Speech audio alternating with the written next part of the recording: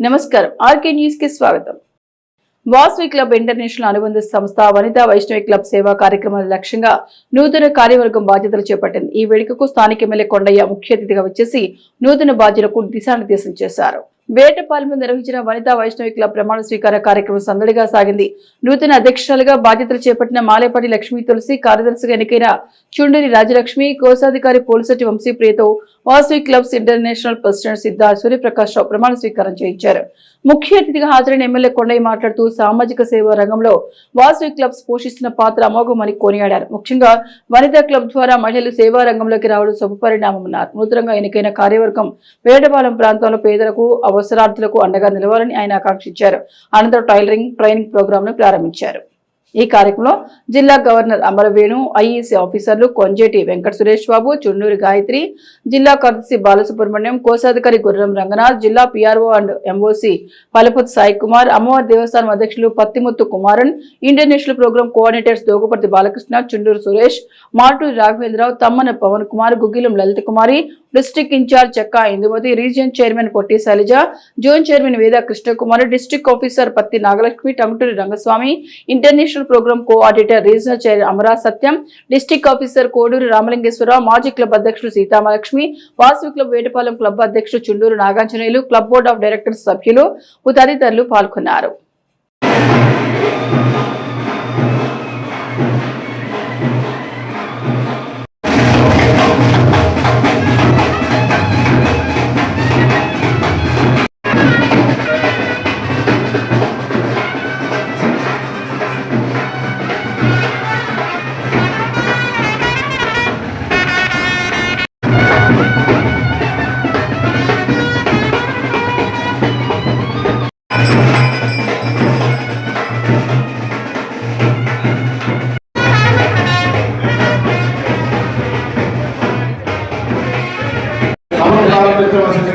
మన అధ్యక్షుల వారిని కోరుతున్నాము.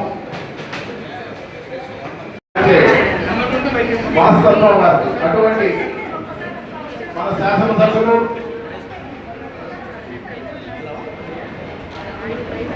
చీరాల ప్రాంత అభివృద్ధి విషయంలో ప్రజల మధ్య ఉండే నాయకుడు మన ఎమ్మెల్యే గారు వారి వ్యక్తిగత నేపథ్యాలు నిజంగా ఏ అంశాన్ని తీసుకున్న వారి ఆలోచన మనం కాదండి.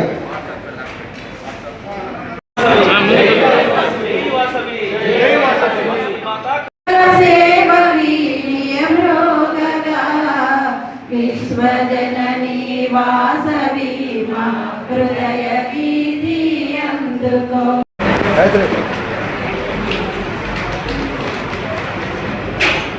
మేమున్నా మీరు చేయండి, మేమున్నా నేనున్నాను మీకెందుకు అని చెప్పని మమ్మల్ని ముందుకు చాలా సహకారంగా ఉన్నారు. ఆ సహకారం వాళ్ళందరితో నేను కూడా ముందుకు నడవగలను. ఫస్ట్ గత 2027 సంవత్సరానికి వనితా వైష్ణవి ప్రెసిడెంట్గా చేశానండి.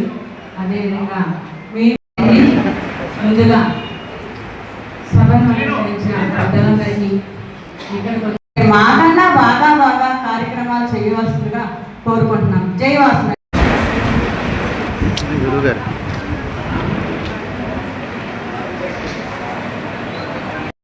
కార్యక్రమాల్లో వనితా వైష్ణవి క్లబ్ పోషణమైనటువంటి పోలిశెట్టి ప్రిసైడింగ్ ఆఫీసర్ అయినటువంటి జిల్లా గవర్నర్ గారిని మాట్లాడవలసిందిగా కోరుతున్నాం.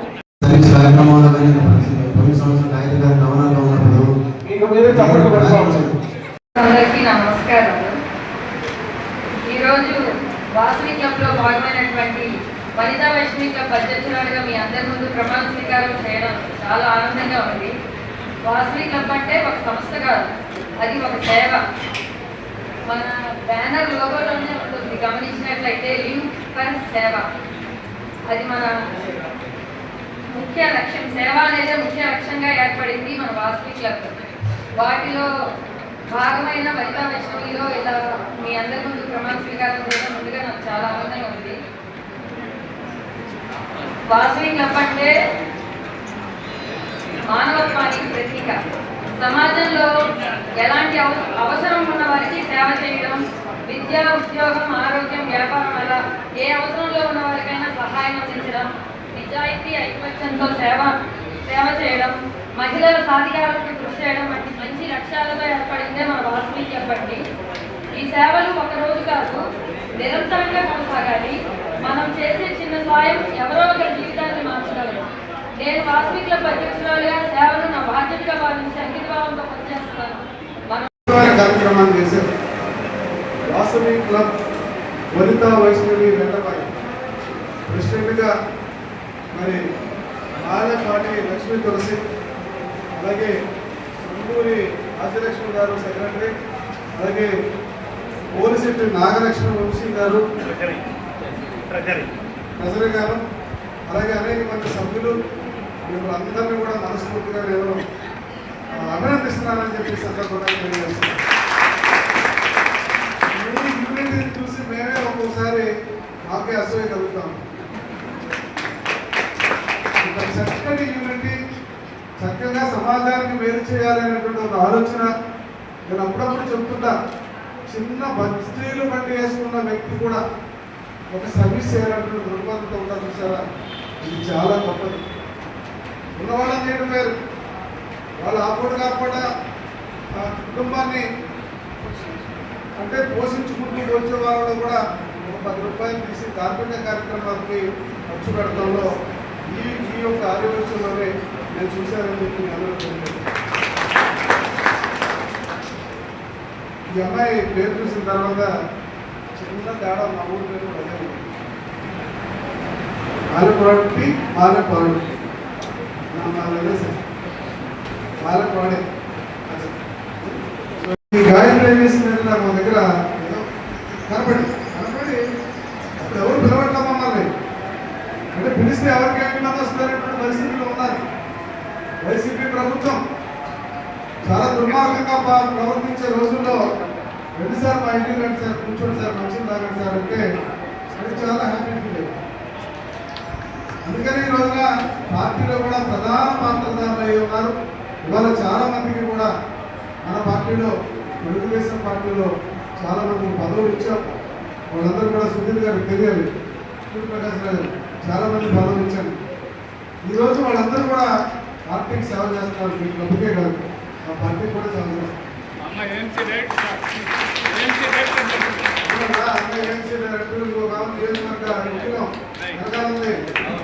ఆవిడ రవిష్ కుమార్ గారు మన నియోజకవర్గ మహిళా అధ్యక్షురాలు సార్, ఆవిడ నియోజకవర్గ మహిళా అధ్యక్షురాలు. ఇంకా ఇక్కడ ఏఎంసీలో వైస్ చైర్మన్ ఇచ్చాం, అట్లాగే మున్సిపల్ వైస్ చైర్మన్ ఉన్నారు. అలాగే మా పిల్లలు నియోజకవర్గ స్థాయిలో యువత అధ్యక్షుడు. చాలా సంతోషం. ఎప్పుడు కూడా నేను మీరు పిలిస్తే ఎప్పుడు ఆనందంగానే వస్తూనే ఉన్నాను, వస్తాను కూడా. కూడా అదే రావాలి.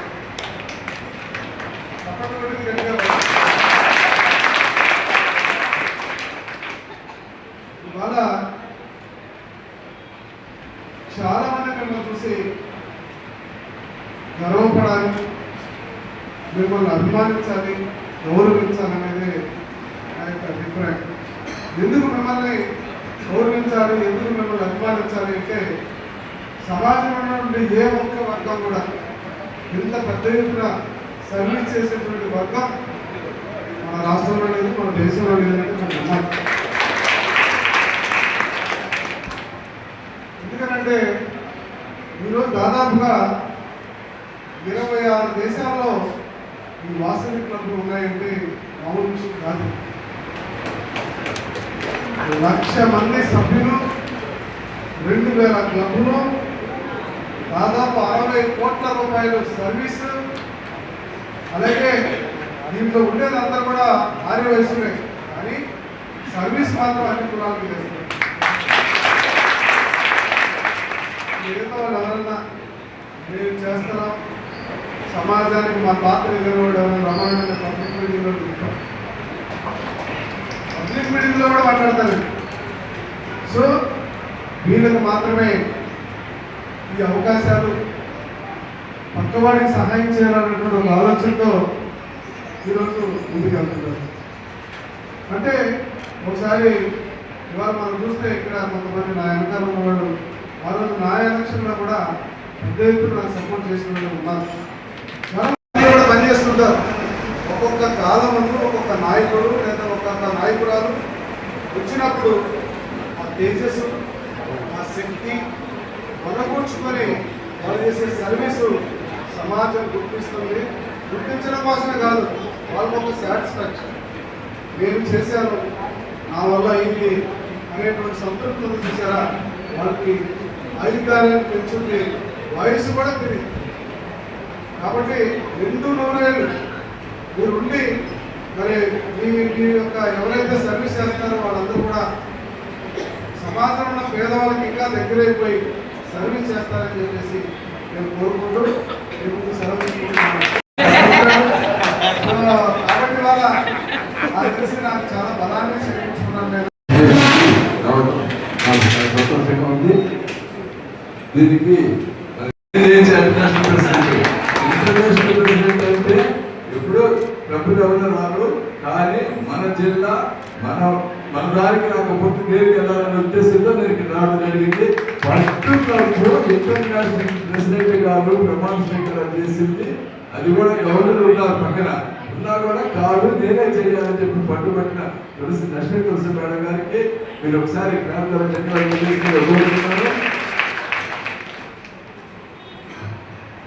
అదేవిధంగా వాళ్ళ టీము వాళ్ళు కూడా ప్రమాణ స్వీకారం చేశారు, సభ్యులు కూడా ప్రమాణ స్వీకారం చేసి ఉంటారని అనుకుంటున్నాను.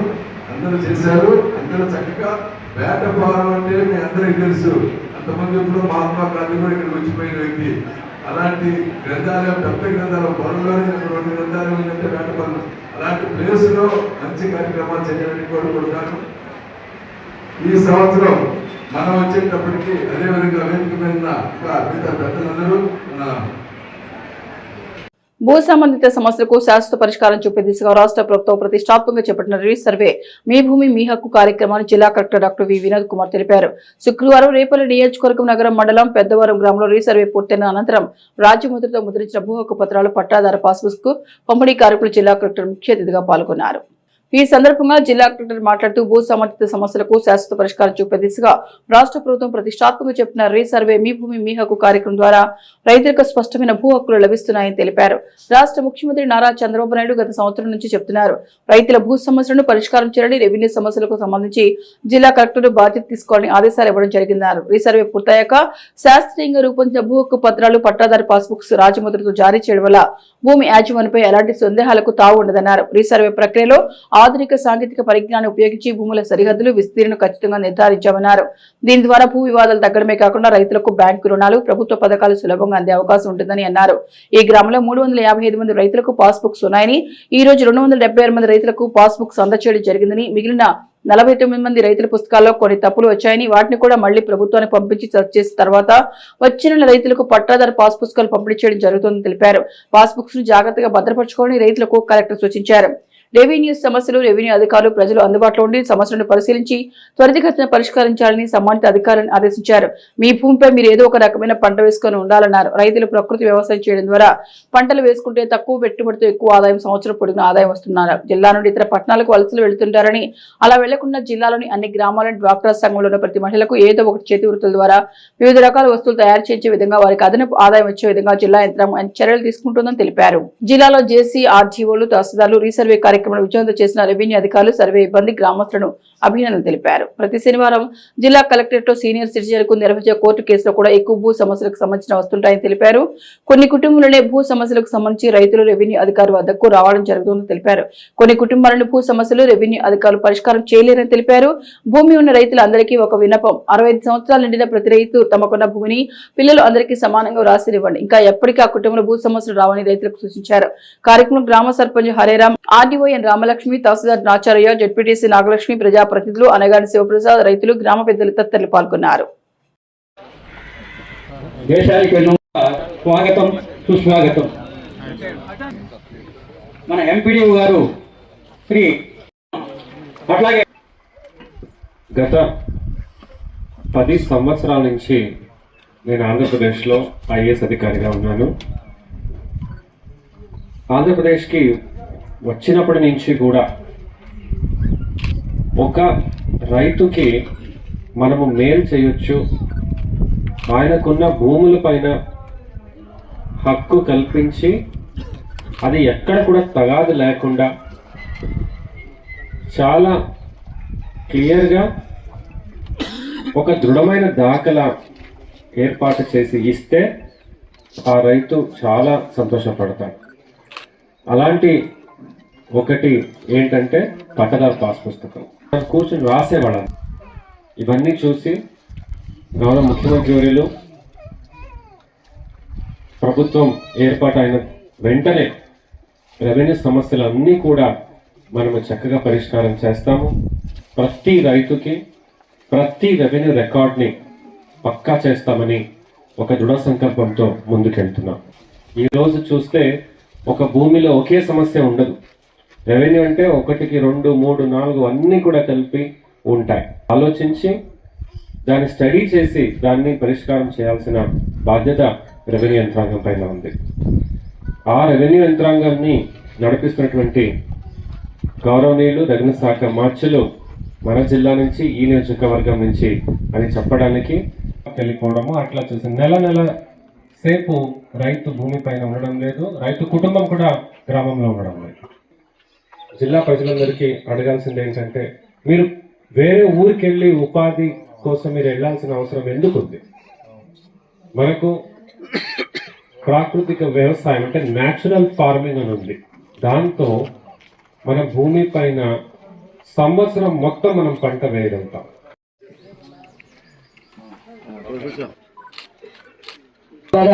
వరభదాసు Lakshmi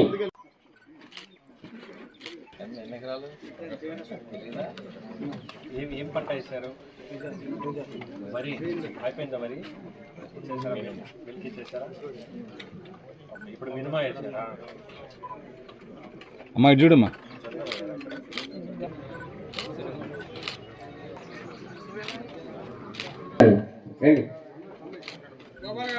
Seshayya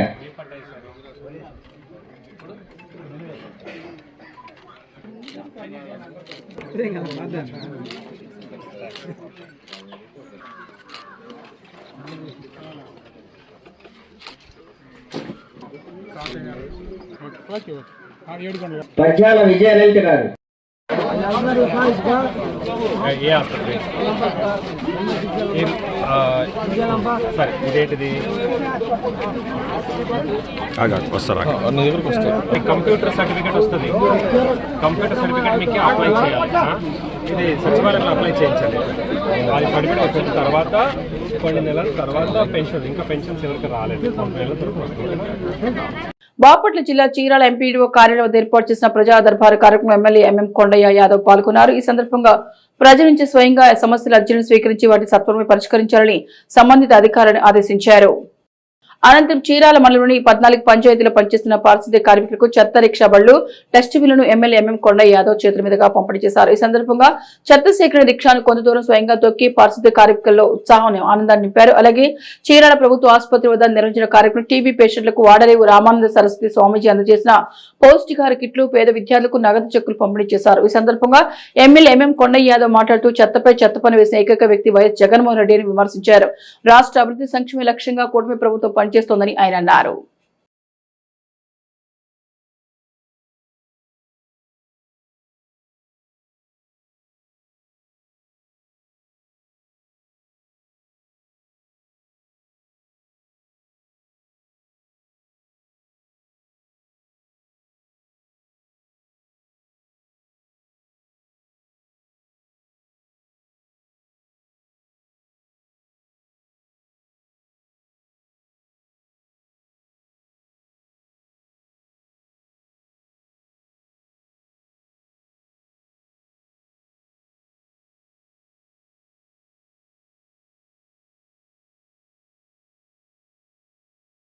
doctors and everybody, even మన ఫీల్డ్ స్టాఫ్ ఎవరైతే ఉన్నారో, ఎవరైతే దీన్ని ప్రోగ్రామ్ సక్సెస్ చేశారో వాళ్ళందరికీ చాలా ధన్యవాదాలు. శ్రీ రామానంద సరస్వతి గారికి, అలాగే ఈనాడు ఎవరైతే అధ్యక్ష స్థానాన్ని వహించినటువంటి పూర్వీస్ క్యాడ్ అంటే శ్రీకాంత్ గారు, అలాగే ఆఫీస్ సూపరింటెండెంట్ శ్రీకాంత్ గారు, అలాగే ఇక్కడ డాక్టర్స్, అలాగే కూటమి పార్టీ నాయకులు,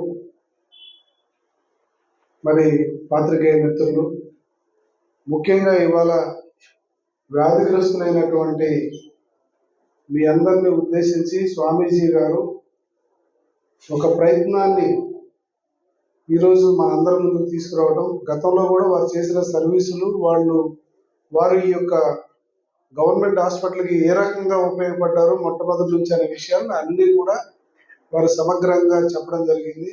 అందరూ కూడా ధైర్యంగా ఉండాలని మీ అందరినీ కోరుకుంటున్నాను. వ్యాధి అనేది మనకు తెలియదు, భగవంతుడు కొంతమందికి తెలియకుండానే కొన్ని సమస్యలు వస్తాయి. వచ్చినప్పుడు మీరు మానసికంగా ధైర్యంగా ఉండాలి. కానీ కనపడే మీరే కాదు, కనపడకుండా చాలా మంది వ్యాధిగ్రస్తులు ఉన్నారు. వాళ్ళందరూ కూడా ఫైనాన్షియల్గా స్టేబుల్గా ఉండటం వల్ల ఈ కార్యక్రమానికి వచ్చేసి మన దగ్గర నుంచి ఈ ఆహారాన్ని తీసుకుంటానికి కూడా కొంతమంది రాకపోవచ్చు.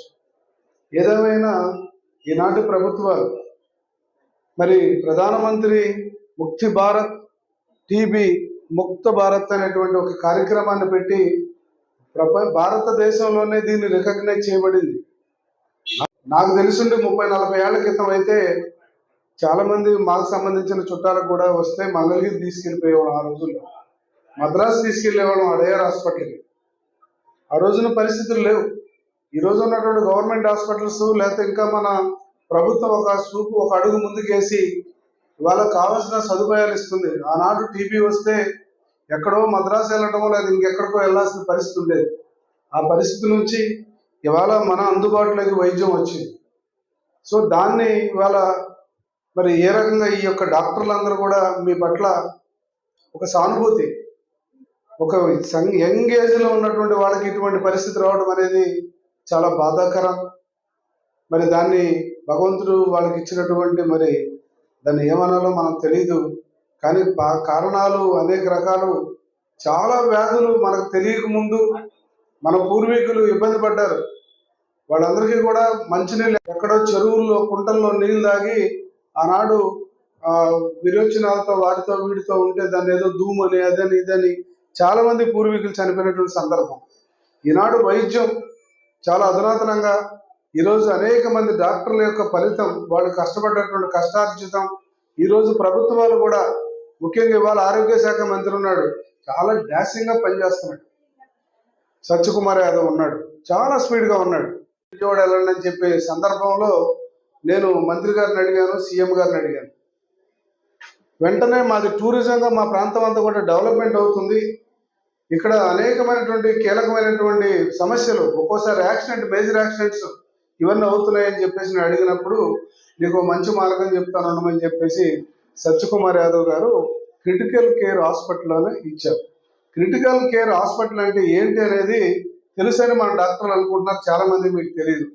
ప్రాణాంతకమైన వ్యాధులు అంటే గుండె జబ్బులు, లేకపోతే కిడ్నీస్, ఇలాగా మీకున్నటువంటి వ్యాధులు ఇలాంటివన్నీ వచ్చినప్పుడు దాన్ని హ్యాండిల్ చేయడానికి సూపర్ స్పెషాలిటీస్ డాక్టర్స్ దొరుకుతారు. అంటే మన ఇవాళ ఎయిమ్స్లోను లేకపోతే విజయవాడలో ఉన్నటువంటి మన ప్రభుత్వ ఎన్టీఆర్ హాస్పిటల్, ఆరోగ్య హాస్పిటల్ కానీ లేకపోతే మన ఇలాంటివన్నీ అక్కడ దొరికే వైద్యం మన ఊర్లో కూడా దొరుకుతుంది. ఆ హాస్పిటల్ వస్తే మనకు ఆ హాస్పిటల్ వస్తుంది. వచ్చినప్పుడు కొన్ని వ్యాధులకి మనం బయటకు వెళ్ళాల్సిన అవసరం లేకుండా ఇక్కడే అవకాశం ఉంటుందని చెప్పేసి నేను ఆ నిర్ణయానికి వెళ్ళాను. వెంటనే వచ్చి ఏ వివాదం లేకుండా ఇమీడియట్గా ఒక కొబ్బరికాయ కొట్టేసి ముందు స్టార్ట్ చేయండి అని చెప్పి స్టార్ట్ చేయించాను. ఉన్నా కూడా మనసు ఉండాలి. చాలామంది మన ఊర్లో డబ్బులు ఉన్న వాళ్ళు ఉన్నారు, వాళ్ళందరికీ మనసు ఉండాలి. పేదవాళ్ళకి సహాయం చేద్దాం మనం అనేటువంటి ఒక మనసు కూడా అవసరం. ఎవరు కావాలని కోరుకొని ఈ వ్యాధిగ్రస్తులు అవ్వలేదు కదా. వాళ్ళకి తెలుసో తెలియకో పొరపాటున వాళ్ళ బాడీలో ఉన్నటువంటి ఇమ్యూనిటీ పవర్ లేకనో లేదా ఏదో వచ్చినప్పుడు వాళ్ళు మనం ప్రేమగా ఆదరించి దగ్గర తీసుకొని మీకు ఈ ఇబ్బంది వచ్చింది మీరేం భయపడొద్దు అని చెప్పగలిగినప్పుడు వ్యాధిగ్రస్తులు ధైర్యంగా నిలబడి ముందుకెళ్ళగలుగుతారు. అయ్యో నీకు ఈ ఇబ్బంది వచ్చిందా, ఇంకేంటి ఈ పరిస్థితి ఏందని అంటే వాళ్ళు మానసికంగా అధైర్యవంతులు అవుతారు. కాబట్టి మనందరం కూడా చేయాల్సింది ఏంటంటే మానసికంగా ముందు వాళ్ళు ధైర్యవంతులు అయితే వ్యాధి ఆటోమేటిక్గా తగ్గిపోతుంది. అవునా కదా? అది కాబట్టి మనం ఇది ఒక్కటి గుర్తుపెట్టుకోవాలి. మరి అనేక మంది దాతలు మనలాంటి వాళ్ళందరూ ముందుకు వచ్చి సహాయం చేయాలి. నాకు ఇచ్చినటువంటి కూడా చాలా అంటే మీకు కొంతమంది పెన్షన్ తీసుకోవచ్చు, దాంతో సంబంధం లేకుండా 1000 రూపాయలు ఇస్తున్నారు. ఇవాళ ప్రభుత్వం 200 రూపాయలు ఉండే పెన్షన్ ఇవాళ 4000 రూపాయలకు వచ్చింది. వికలాంగులకైతే ప్రభుత్వం 6000 రూపాయలు పెన్షన్ ఇస్తున్నారు. అలాగే కిడ్నీస్ లాంటి దీర్ఘవ్యాధులు కొన్ని ఉన్న వాళ్ళకైతే 10,000 రూపాయలు ఇస్తున్నారు. ఇంకా మంచంపై నుంచి లెగవలేనటువంటి పేషెంట్స్కి అయితే 15,000 రూపాయలు ఇస్తున్నారు. భారతదేశంలో ఏ రాష్ట్రం కూడా ఇటువంటి సంక్షేమ పథకాలని అమలు చేయట్లేదు. ఇది కేవలం నారా చంద్రబాబు నాయుడు గారికి మాత్రమే అవకాశం దొరికింది, చేయగలుగుతున్నాడు పేద ప్రజలు కావాలి. ఇవాళ అలాగే కూటమి ప్రభుత్వంలో ఉన్నటువంటి పవన్ కళ్యాణ్ గారు కానీ, మరి అటువైపున ఉన్నటువంటి బీజేపీ పార్టీ కానీ, తెలుగుదేశం పార్టీ కానీ, ఈ 3 పార్టీలు కలిసి పనిచేస్తున్నాయి. ఈ పనులన్నింటినీ కూడా ప్రజలు కూడా గమనిస్తున్నారు. మీరందరూ గమనించాలి. పేద ప్రజల కోసం ఈ ప్రభుత్వం కట్టుబడి ఉంది, పనిచేస్తుందని చెప్పేసి మీ అందరికి తెలియజేస్తూ, మరి స్వామీజీని మరి మనమేమో ఆయన చేసే కార్యక్రమాలను అభినందించగానే వారే మనల్ని దీవించాలి, ఆశించాలి. కాబట్టి అందరికీ నమస్కారాలు. స్వామీజీ గారికి ముఖ్యంగా వారి ఆశీస్సులు మనకు ఉండాలని కోరుకున్నాం. నమస్కారం. గురువారం జిల్లా పోలీస్ ప్రధాన కార్యాలయ పర్యటనలో జిల్లా సాయుధ పోలీసు బలగాలకు నిర్వహించిన మొబిలైజేషన్ ముగింపు కార్యక్రమంలో జిల్లా ఎస్పీ బి ఉమామహేశ్వర్ ముఖ్య అతిథిగా పాల్గొన్నారు. పర్యటన పరిశీలన వాహనంలో వెళ్లి పోలీసు బలగాల పట్లను పరిశీలించారు. ప్లాటూన్ల నుండి గౌరవ వందనం స్వీకరించారు.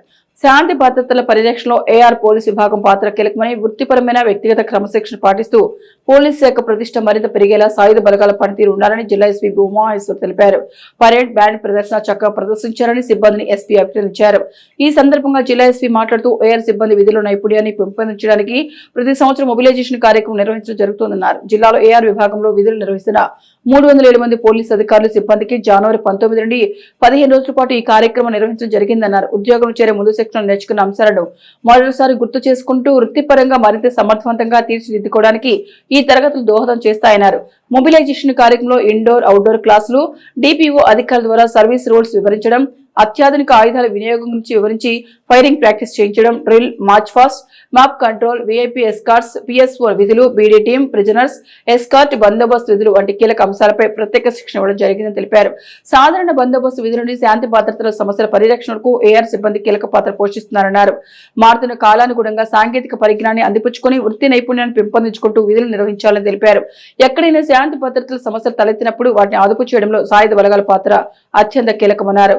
పోలీస్ సిబ్బంది సంక్షేమానికి పెద్దపీట వేస్తున్నామని తెలిపారు. ఇందులో భాగంగానే అక్టోబర్ నెలలో మెగా మెడికల్ క్యాంప్స్ నిర్వహించి సిబ్బందితో పాటు వారి కుటుంబ సభ్యులకు ఉచిత వైద్య పరీక్షలు చేయించామన్నారు. అనారోగ్య సమస్యలు ఉన్నట్లు గుర్తించిన వారికి మెరుగైన చికిత్స నిమిత్తం కార్పొరేట్ ఆసుపత్రులకు పంపడం జరిగిందన్నారు. సిబ్బంది సమస్యల పరిష్కారం కోసం ఎస్పీ సంపర్క్, పోలీస్ సహచర ఓపెన్ హౌస్ వంటి కార్యక్రమాలు నిర్వహిస్తున్నామన్నారు. ప్రతి శుక్రవారం సాయంత్రం 3 నుండి 5 గంటల వరకు నిర్వహించే ఎస్పీ సంపర్క్ కార్యక్రమంలో సిబ్బంది వారికి ఉన్న శాఖాపరమైన సమస్యలను నేరుగా కాల్ చేసి తెలుపవచ్చన్నారు. ప్రతి నెల 2వ శనివారం సాయంత్రం 4 నుండి 5 గంటల మధ్య పోలీస్ సహచర ఓపెన్ హౌస్ కార్యక్రమాన్ని జిల్లా పోలీస్ ప్రధాన కార్యాలయంలో నిర్వహించడం జరుగుతుందన్నారు. సిబ్బంది స్వయంగా వచ్చి వారి వృత్తిపరమైన సమస్యలను నేరుగా తెలుపవచ్చన్నారు. సిబ్బందికి ఎవరికి ఏ సమస్య ఉన్నా తన దృష్టికి తీసుకొస్తే వెంటనే సత్వరం పరిష్కరించడానికి తగు చర్యలు తీసుకోవడం జరుగుతుందన్నారు. అలాగే సిబ్బందికి సబ్సిడీ ధరలకే నిత్యావసర సరుకులు, వస్తువులు అందించేందుకు బాపట్ల త్వరలోనే పోలీస్ వెల్ఫేర్ క్యాంటీన్ అందుబాటులోకి తీసుకొస్తామన్నారు. మారుతున్న కాలానికి అనుగుణంగా వృత్తి నైపుణ్యాలను పెంచుకోవడంతో పాటు ఆరోగ్యం పట్ల అధిక ప్రాధాన్యత ఇవ్వాలని సిబ్బందికి సూచించారు. క్రమశిక్షణతో విధులు నిర్వహిస్తూ జిల్లా ఏఆర్ విభాగానికి పోలీస్ శాఖకు మంచి పేరు తీసుకురావాలని తెలిపారు. ద్విచక్ర వాహనాలపై ప్రయాణించే సిబ్బంది ప్రతి ఒక్కరూ తప్పనిసరిగా హెల్మెట్ ధరించాలని, ప్రజలకు అవగాహన కల్పించే మనమే ముందుగా హెల్మెట్ ధరించి సమాజానికి ఆదర్శంగా నిలవాలని సూచించారు. ఈ కార్యక్రమాన్ని విజయవంతం చేసిన అధికారులు, సిబ్బందిని parade commander admin RS Shaik మౌలుద్దీన్లను జిల్లా ఎస్పీ గారు ప్రత్యేకంగా అభినందించారు. కార్యక్రమంలో Bapatla in charge DSP P Jagadish Naik, జిల్లాలోని సిఐలు, ఏఆర్ అధికారులు, సిబ్బంది పాల్గొన్నారు.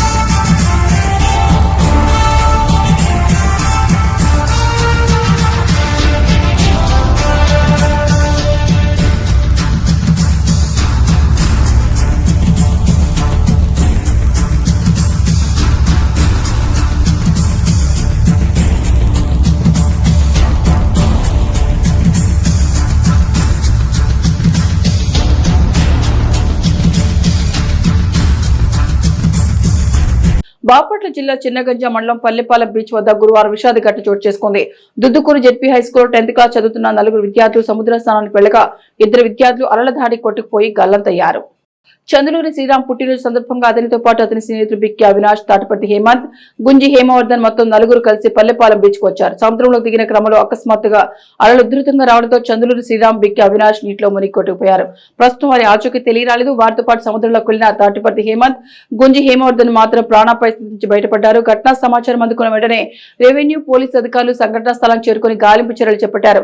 సముద్ర తీర ప్రాంతంలో ఉద్రిక్తత నెలకొంది. గల్లంతైన విద్యార్థుల కుటుంబ సభ్యులు కన్నీరు మున్నీరవుతున్నారు.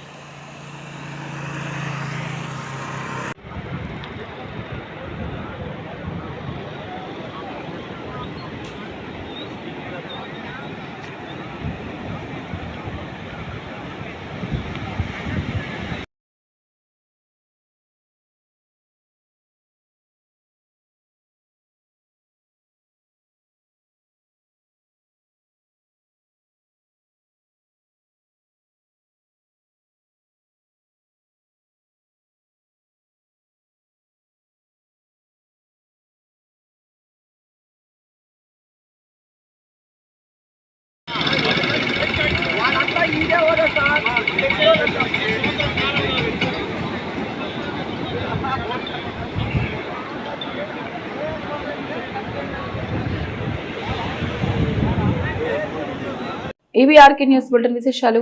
నమస్తే.